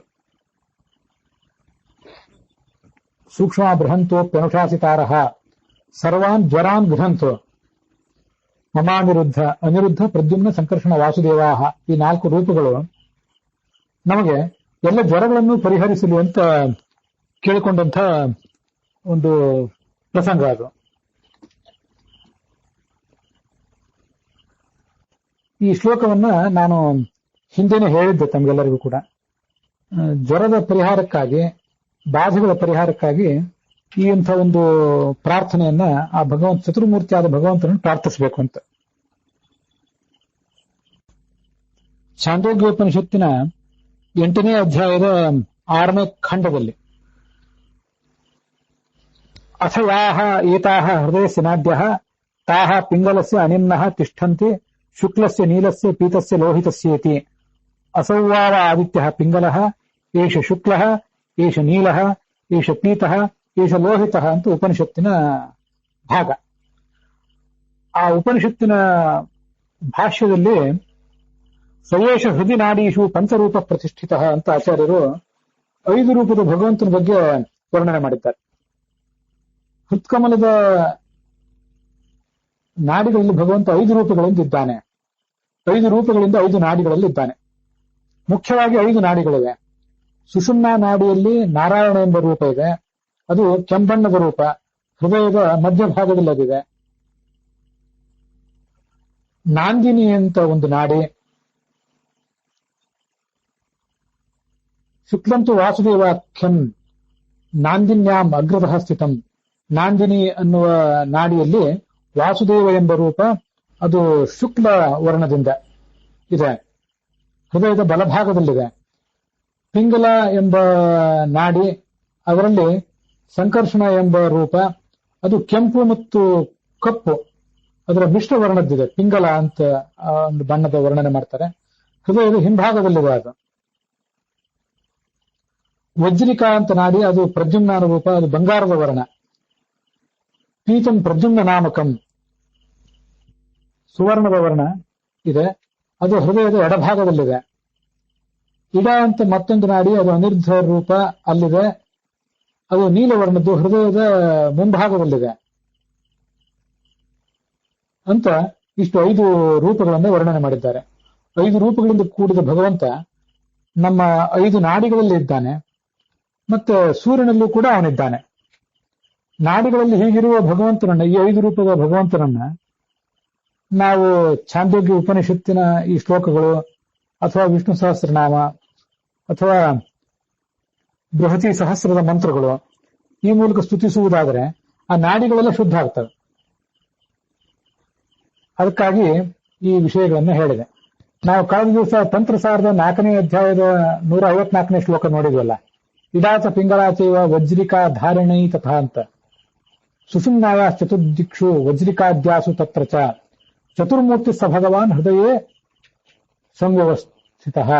4 ರೂಪಗಳನ್ನು ಅಲ್ಲಿ ವರ್ಣನೆ ಮಾಡಿದ್ದಾರೆ. ಆದ್ರೆ 5 ರೂಪಗಳನ್ನು ನಾವು ತಿಳಿದುಕೊಳ್ಬೇಕು. ಈ ಛಾಂದೋಗ್ಯ ಉಪನಿಷತ್ತಿನ ಈ ಭಾಗ ಮತ್ತು ತಂತ್ರಸಾರದ ಆ ಭಾಗ, ಅವೆರಡನ್ನು ನಾವು ಸೇರಿಸಿಕೊಂಡ್ರೆ ಪೂರ್ವ ದಿಕ್ಕದಲ್ಲಿ ಅದನ್ನ ನಾಂದಿನಿ ಅಂತ ಕೆಲವು ಕಡೆ ಪಾಠ ಇದೆ, ಕೆಲವು ಕಡೆ ನಂದಿನಿ ಅಂತ ಪಾಠ ಇದೆ. ತುಂಬಾ ಸುಂದರವಾದಂತಹ ಶಬ್ದಗಳು ಇವೆಲ್ಲ, ಸ್ತ್ರೀಯರು ಇಟ್ಕೊಳ್ಬಹುದಾದಂತಹ ಶಬ್ದಗಳು. ಆ ನಂದಿನಿಗೆನೆ ಧಾರಣಿ ಅಂತ ಕರೀತಾರೆ. ತಂತ್ರಸಾರದಲ್ಲಿ ಅದನ್ನ ಧಾರಣಿ ಅಂತ ಕರೆದಿದ್ದಾರೆ. ಛಾಂದೋಗ್ಯದಲ್ಲಿ ಅದನ್ನ ನಂದಿನಿ ಅಂತ ಕರೆದಿದ್ದಾರೆ ಅಷ್ಟೇ. ನಂದಿನಿಯೇ ನಾಂದಿನಿ ಆಗಬಹುದು ಕೆಲವು ಕಡೆ ಪಾಠದಲ್ಲಿ, ಧಾರಣಿಯೇ ಧಾರಿಣಿ ಅನ್ನೂ ಆಗಬಹುದು. ಅಲ್ಲಿ ವಾಸುದೇವ ಇದ್ದಾನೆ. ದಕ್ಷಿಣದಲ್ಲಿ ಪಿಂಗಲ, ಅದರಲ್ಲಿ ಸಂಕರ್ಷಣ ಇದ್ದಾನೆ. ಪಶ್ಚಿಮದಲ್ಲಿ ವಜ್ರಿಕಾ ನಾಡಿ, ಅದರಲ್ಲಿ ಪ್ರದ್ಯುಮ್ನ ಇದ್ದಾನೆ. ಉತ್ತರದಲ್ಲಿ ಇಡಾ ನಾಡಿ, ಅದರಲ್ಲಿ ಅನಿರುದ್ಧ ಇದ್ದಾನೆ. ಮಧ್ಯದ ಸುಷುಮ್ನಾ ನಾಡಿಯಲ್ಲಿ ಸ್ವಯಂ ನಾರಾಯಣನೇ ಇದ್ದಾನೆ. ಹೀಗೆ ನಮಗೆ 72,000 ರೂಪಗಳನ್ನು ಕೂಡ ತಿಳ್ಕೊಳ್ಳಲು ಸಾಧ್ಯ ಇಲ್ಲ. ಅದನ್ನ ಆಚಾರ್ಯ ವರ್ಣನೆ ಮಾಡಲಿಲ್ಲ. ನಾನು ಕಳೆದ ದಿವಸ ನೋಡಿದ್ದೀವಿ. 72,000 ರೂಪಗಳ ಬಗ್ಗೆ ನಾವು ನಿಮ್ಗೆ ವರ್ಣನೆ ಮಾಡೋದಿಲ್ಲ. ಅದು ವರ್ಣನೆ ಮಾಡಿ ಮುಗಿಸಲಿಕ್ಕೆ ಈ ಸಣ್ಣ ಗ್ರಂಥದಲ್ಲಿ ಸಾಧ್ಯ ಆಗೋದಿಲ್ಲ. ಮತ್ತೆ ರಹಸ್ಯವೂ ಕೂಡ ಅಂತ ಅಲ್ಲೆಲ್ಲ ಬಂದಿದೆ. ಆದ್ರೆ 5 ರೂಪಗಳಾದ್ರೂ ಯಾವ ಬಣ್ಣದಿಂದಿವೆ ಅನ್ನೋದನ್ನು ವರ್ಣನೆ ಮಾಡಿದ್ದಾರೆ. ಇವನ್ನೆಲ್ಲ ನಾವು 4 ರೂಪಗಳನ್ನ, ಹರಿವಂಶದಲ್ಲಿ ಹೇಳಿದಂತೆ 4 ರೂಪಗಳು ಅಥವಾ ಛಾಂದೋಗ್ಯದಲ್ಲಿ ಹೇಳಿದಂತೆ 5 ರೂಪಗಳು, ಇವುಗಳನ್ನಾದ್ರೂ ಆಯಾ ನಾಡಿಗಳಲ್ಲಿ ಉಪಾಸಿಸಬೇಕು. ನಾಡಿ ಶೋಧನ ಪ್ರಾಣಾಯಾಮವನ್ನು ಮಾಡ್ತಾ ಈ ಒಂದು ಉಪಾಸನೆಯನ್ನಾದ್ರೂ ಕೂಡ ನಾವು ಮಾಡಬಹುದು. ಆ ಮೂಲಕ ಆ ಭಗವಂತ 4 ರೂಪಗಳಿಂದ, 5 ರೂಪಗಳಿಂದ ಅಥವಾ 72,000 ರೂಪಗಳಿಂದ ಇರುವಂತ ಭಗವಂತ ಆ ಆರೋಗ್ಯವನ್ನೆಲ್ಲ ನಮಗೆ ಕೊಡ್ತಾನೆ. ಅದಕ್ಕಾಗಿ ಐತರೇಯ ಭಾಷ್ಯ, ಛಾಂದೋಗ್ಯ ಭಾಷ್ಯ ಮತ್ತೆ ತಂತ್ರಸಾರ, ಆ 3 ಕೂಡ ಬಂದಿರುವಂತಹ ಈ ವಿಷಯಗಳನ್ನೆಲ್ಲ ಹೇಳಿದೆ. ಕಳೆದ ದಿವಸ ನಾನು 101 ನಾಡಿಗಳ ಬಗ್ಗೆ ಹೇಳಿದೆ. ಶತಂಚೈಕ ಹೃದಯಸ್ಯ ನಾಟ್ಯ ತಾಸಾನಂ ಮೂರ್ಧಾನಂ ಅಭಿವಿಸ್ತೃತೈಕ ತಯೋರ್ಧ್ವಮಾಯನ್ ಅಮೃತತ್ವಮೇತಿ ವಿಶ್ವನ್ನನ್ಯ ಉತ್ಕ್ರಮಣೆ ಭವಂತಿ ಅಂತ ಇದು ಛಾಂದೋಗ್ಯ ಉಪನಿಷತ್ತಿನಲ್ಲಿ 8ನೇ ಅಧ್ಯಾಯದ 6ನೇ ಖಂಡದಲ್ಲಿ ಬರುವಂತ ಮಂತ್ರ. ತದೇಶ ಶ್ಲೋಕ ಅಂತೇಳಿ ಕಾಟಕೋಪನಿಷತ್ತಿನಲ್ಲೂ ಕೂಡ ಇದೇ ಶ್ಲೋಕವಿದೆ.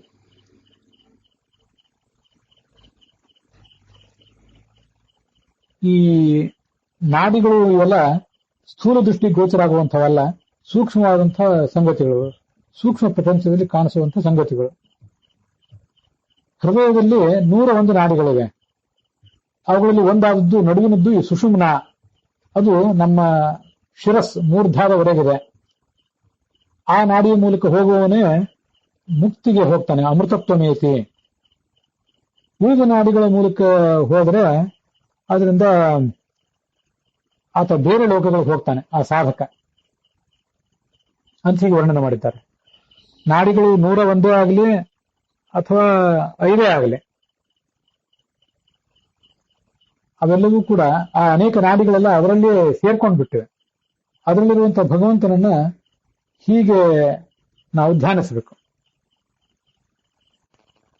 ಈಗ ಐತರೇಯ ಉಪನಿಷತ್ತಿನ ಭಾಷ್ಯಕ್ಕನುಸಾರವಾಗಿ ಮತ್ತು ಉಪನಿಷತ್ತಿಗನುಸಾರವಾಗಿ 4 ರೂಪಗಳನ್ನ ಮತ್ತೆ ಛಾಂದೋಗ್ಯಕ್ಕನುಸಾರವಾಗಿ 5 ರೂಪಗಳನ್ನ ನಾವು ನೋಡಿದ್ವಲ್ಲ. ಐತರೇಯ ಉಪನಿಷತ್ ಭಾಷ್ಯದಲ್ಲಿಯೇ ಮುಂದೆ ಈ ಬೃಹತಿ ಸಹಸ್ರಕ್ಕೆ ಸಂಬಂಧಪಟ್ಟಂತೆ ದ್ವಿತೀಯಾರಣ್ಯಕದ ತೃತೀಯಾಧ್ಯಾಯದಲ್ಲಿ ಬೃಹತಿ ಸಹಸ್ರದಲ್ಲಿ ಪಂಚರೂಪಿ ಭಗವಂತನ ಉಪಾಸನೆಯನ್ನ ವರ್ಣನೆ ಮಾಡಿದ ಭಾಗ ಇದೆ. ಅದನ್ನ ಮುಂದೆ ಮತ್ತೊಂದು ಬಾರಿ ಹೇಳ್ತೇನೆ. ಈಗ 4, 5, 72,000 ಇದನ್ನೆಲ್ಲವನ್ನೂ ಹೇಳ್ತಾ ಇರೋದ್ರಿಂದ ಈಗೊಂದು ಬಾರಿ ಸಂಕ್ಷಿಪ್ತವಾಗಿ ಹೇಳಿರ್ತೇನೆ. ಯೋಹವ ಆತ್ಮಾನಂ ಪಂಚವಿಧ ಮುಕ್ತಂ ವೇದ ಯಸ್ಮಾಧೀದಂ ಸರ್ವಮುತ್ತಿಷ್ಠತಿ ಸ ಸಂಪ್ರತೀವಿತ್. ಭಗವಂತನೇ ನಾರಾಯಣಾದಿ 5 ರೂಪಗಳಿಂದ ಆ ಬೃಹತಿ ಸಹಸ್ರದ 5 ಭಾಗಗಳಿಂದ ಪ್ರತಿಪಾದ್ಯನಾಗಿದ್ದಾನೆ. ಹೀಗೆ ಕೂಡ ಭಗವಂತನನ್ನು ಉಪಾಸನೆ ಮಾಡಬೇಕು. ನಾರಾಯಣಾದಿ ರೂಪೇಣ ಪಂಚಧಾ ಅವಸ್ಥಿತ ಸರ್ವಸ್ಯ ಉಕ್ತಾತ್ಮತ್ವಾತ್ ಸ ಉಕ್ತಮಿತ್ಯಭಿಧೀಯತೆ. ನಾವು ಕಳೆದ ದಿವಸ, ನಿನ್ನೆ ಅದರ ಹಿಂದಿನ ದಿವಸ ಎಲ್ಲ ಭಗವಂತನನ್ನು ಉಕ್ತಾಯು ಅಂತ ನೋಡಿದ್ವಲ್ಲ. ಉಕ್ತಾಯು ಅಂತ ಯಾಕೆ ಹೇಳ್ತಾರೆ ಭಗವಂತನಿಗೆ? ಅದೊಂದು ವಿಶಿಷ್ಟವಾದ ಸಂಗತಿ. ಉಕ್ತ ಅಂದ್ರೆ ಏನು? ಉಕ್ತ ಅನ್ನೋ ಶಬ್ದದ ಬಗ್ಗೆ ಒಂದು 2-3 ಕಡೆ ಉಲ್ಲೇಖ ಬಂದಿದೆ, ಬೇರೆ ಬೇರೆ ಕಡೆ. ಈ ಬೃಹದಾರಣ್ಯಕದಲ್ಲಿ ಮತ್ತೆ ಇಲ್ಲೇ ಐತರೇಯ ಭಾಷೆದಲ್ಲೂ ಕೂಡ ಉಕ್ತದ ಬಗ್ಗೆ ಉಲ್ಲೇಖ ಬಂದಿದೆ. ಮುಖ್ಯ ಪ್ರಾಣನನ್ನು ಕೂಡ ಉಕ್ತ ಅಂತ ಹೇಳ್ತಾರೆ, ಭಗವಂತನನ್ನು ಉಕ್ತ ಅಂತ ಹೇಳ್ತಾರೆ. ಉಕ್ತ ಅಂದ್ರೆ ಈ ಜಗತ್ತನ್ನ ಎಬ್ಬಿಸುವವನು, ಜಗತ್ತನ್ನು ಪ್ರಚೋದನೆಗೊಳಿಸುವವನು ಅಂತ ಅದರ ಅರ್ಥ. ಇಲ್ಲಿ ಬಂದಿದೆ ಸರ್ವಸ್ವ ಉತ್ಥಾಪಕತ್ವಾತ್ ಅಂತ. ಇಂಥದೇ ಅರ್ಥ ಬೃಹದಾರಣ್ಯಕದಲ್ಲಿ ಕೂಡ ಬಂದಿದೆ. ಬೃಹದಾರಣ್ಯಕದ 7ನೇ ಅಧ್ಯಾಯದಲ್ಲಿ 15ನೆಯ ಬ್ರಾಹ್ಮಣದಲ್ಲಿ ಉಕ್ತಂ ಪ್ರಾಣೋವಾ ಉಕ್ತಂ ಪ್ರಾಣೋಹೀರಂ ಸರ್ವಮುತ್ಥಾಪಯತಿ. ಮುಖ್ಯ ಈ ಪ್ರಾಣದೇವನೇ ಉಕ್ತ. ಯಾಕಂದ್ರೆ ಈ ಜಗತ್ತನ್ನೆಲ್ಲ ಸೃಷ್ಟಿಸುವವನು ಅವನೇ ಆಗಿದ್ದಾನೆ.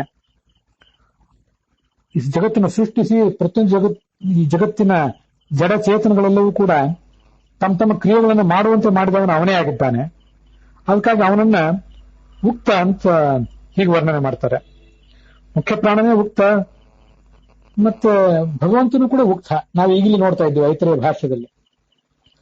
ಬೃಹತಿ ಸಹಸ್ರ ರೂಪೇಚ ಸ ಉಕ್ತೇ ಪಂಚಧಾ ಸ್ಥಿತಃ. 5 ರೂಪಗಳಿಂದ ಬೃಹತಿ ಸಹಸ್ರದಲ್ಲಿ ಆತ ಪ್ರತಿಪಾದ್ಯನಾಗಿದ್ದಾನೆ ಭಗವಂತ. ಈ ಪ್ರಾಣದೇವ ಮತ್ತೆ ಭಗವಂತ ಇವರಿಬ್ಬರ ಸಂಬಂಧದಿಂದ ಬೃಹತಿ ಸಹಸ್ರವು ಕೂಡ ಉಕ್ಥ ಅಂತ ಕರೆಸ್ಕೊಂಡಿದೆ. ಭಗವಂತ ಉಕ್ತಾಯು ಅಂತ ಕರೆಸ್ಕೊಂಡಿದ್ದಾನೆ. ಅದನ್ನ ನಾನು ನಿನ್ನೆ ಮೊನ್ನೆ ದಿವಸ ನಾವು ನೋಡಿದ್ದೇವೆ. ಬೃಹತಿ ಸಹಸ್ರದಿಂದ ಪ್ರತಿಪಾದ್ಯ ಸ್ತುತ್ಯ ಅನ್ನೋ ಅರ್ಥದಲ್ಲಿ ಉಕ್ತಾಯು ಅಂತ ಅವನಿಗೆ ಹೇಳ್ತಾರೆ. ಬೃಹತಿ ಸಹಸ್ರವೇ ನಮ್ಗೆಲ್ರಿಗೂ ಆ ಭಗವಂತನನ್ನ ಚೆನ್ನಾಗಿ ತಿಳಿಸ್ಕೊಡುವುದರಿಂದ ಅದೇ ಉಕ್ತ ಅಂತ ಕರೆಸ್ಕೊಂಡಿದೆ. ಹೀಗೆ 5 ರೂಪಗಳ ಉಪಾಸನೆಯ ಕುರಿತಾಗಿ ನಾವಿಲ್ಲಿ ಇವತ್ತು ನೋಡಿದ್ದೇವೆ. ಅದರ ವಿಸ್ತೃತವಾದಂತಹ ವಿವರಣೆಯನ್ನ ನಾವು ಮುಂದಿನ ನಾಳೆ ನಾಡಿನ ಭಾಗಗಳಲ್ಲೇ ನೋಡೋಣ. ಮತ್ತು ಇವತ್ತು ಆ 5 ರೂಪಗಳು 4 ರೂಪಗಳು ಅವೆಲ್ಲ ಹೇಗೆ ಐತರಿ ಉಪನಿಷತ್ನಲ್ಲೇ ವರ್ಣಿತ ಆಗಿವೆ, ಮತ್ತೆ ಛಾಂದೋಗ್ಯ ಉಪನಿಷತ್ನಲ್ಲಿ ವರ್ಣಿತ ಆಗಿವೆ, ನಾಡಿಗಳಲ್ಲಿರುವಂತಹ ರೂಪಗಳು, ಮತ್ತೆ ಆ 4 ಅಥವಾ 5 ರೂಪಗಳ ಉಪಾಸನೆಯಿಂದ ರೋಗ ಪರಿಹಾರ ಆಗುವಂತಹ ಬಗೆ, ಚರಕದ ಉಲ್ಲೇಖ, ಇದೆಲ್ಲವನ್ನೂ ಕೂಡ ನೋಡಿದ್ದೇವೆ. ಇವುಗಳೆಲ್ಲದರ ವರ್ಣನದೊಂದಿಗೆ ಈ ಭಾಗ ಸಮಾಪ್ತಿಯನ್ನು ಕಂಡಿದೆ.